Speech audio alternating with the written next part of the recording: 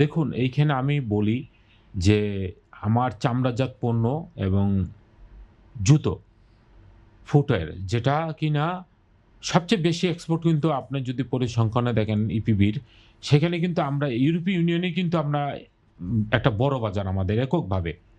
যেখানে কিনা আমরা 85% আমাদের পণ্য এক্সপোর্ট করছি। আমরা ইটালি নট অনলি ইটালি, আপনার ইটালি, জার্মানি, পোল্যান্ড, ফ্রান্স এইসব দেশগুলোতে আমরা কিন্তু ব্যাপকভাবে আমরা আমাদের পণ্যগুলো এক্সপোর্ট করছি।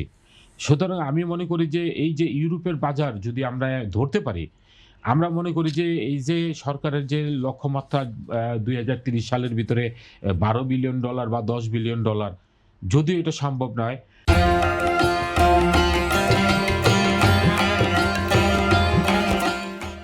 তারপর আমি মনে করি যে ১০ বছরের ভিতরে অন্তত $১০ থেকে $১২ বিলিয়ন এই সেক্টর থেকে আয় করা সম্ভব। এবং এইখানে ইউরোপিয়ান আ হয়তোবা আপনারা জানেন না, ইউরোপিয়ান যে প্রোডাক্ট এখন তৈরির ক্ষেত্রে ইউরোপিয়ানদের অনেক ফ্যাক্টরি বন্ধ হয়ে গেছে। তারা আপনার শিফটিং করতে চাচ্ছে। তারা বিভিন্ন দেশে শিফটিং করেছে। তার বেশি বেনিফিশিয়ারি হয়েছে আপনার ভিয়েতনাম। ভিয়েতনাম আপনার $২৭ বিলিয়ন আজকে তাদের পণ্য চামড়া এবং চামড়াজাত পণ্য রপ্তানি করছে। অথচ ১৯৯০ সালে ভিয়েতনাম এককভাবে বাংলাদেশ $১০০ মিলিয়ন এক্সপোর্ট করেছে, তারও $১০০ মিলিয়ন এক্সপোর্ট করেছে। সেইখানে ভিয়েতনাম লুক্রেটিভ ডেস্টিনেশন হতে পেরেছে একমাত্র যে তাদের যে ফ্যাসিলিটেট করা অর্থাৎ এফডিআই কে আকৃষ্ট করা।